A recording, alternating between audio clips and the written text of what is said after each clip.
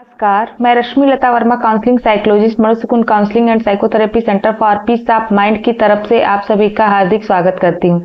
आज मैं बहुत ही इंपॉर्टेंट टॉपिक पर बात करने वाली हूँ कि किसी के माइंड को कैसे पढ़ें, यानी माइंड रीडिंग कैसे करते हैं। आज मैं इस टॉपिक पर बात करने वाली हूँ कि यदि किसी व्यक्ति के माइंड को पढ़ना है तो हमें क्या करना चाहिए। ऐसे कौन कौन से टेक्निक्स है जिससे आप आसानी से पता कर सकते हैं कि सामने वाले पर्सन के माइंड में क्या चल रहा है।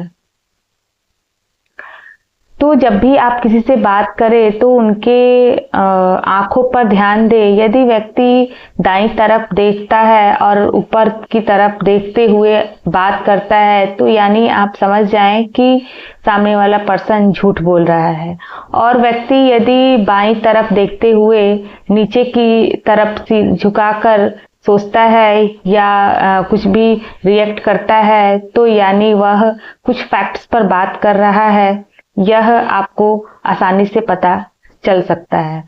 दूसरी बात, आप उनके जेस्चर पर ध्यान दें, यानी जब भी आप किसी बात पर या किसी टॉपिक पर बात करते हैं तो वह यदि कॉन्फिडेंस से बोलते हैं कि हाँ ये सब सही है या हाँ ये मैं कर सकता हूँ या कर सकती हूँ, तो यानी वह भरोसे की बातें हैं, वो कॉन्फिडेंस के साथ कह रहे हैं। और यदि वह सिर झुका के और कुछ आंसर देते हैं, कुछ आंसर नहीं देते हैं, यानी उनमें कॉन्फिडेंस नहीं है और उस बात को वह एक्सेप्ट नहीं करना चाहते हैं।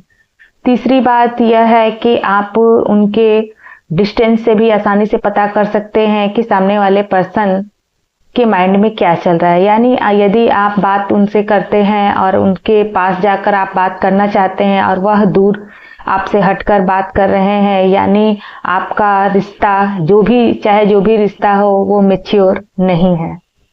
साथ ही साथ फोर्थ पॉइंट यह है कि आप उनके चलने के स्टाइल से भी आसानी से पता कर सकते हैं कि उनका बात करने का तरीका और उनके माइंड में क्या चल रहा है, आप आसानी से पता कर सकते हैं। यानी जब वह सिर झुकाकर यदि बात करते हैं तो यानी उनका कॉन्फिडेंस काफ़ी कम है, और यदि वह समान रूप से बात करते हुए चलते हैं तो यानी उनका सेल्फ कॉन्फिडेंस स्ट्रांग है।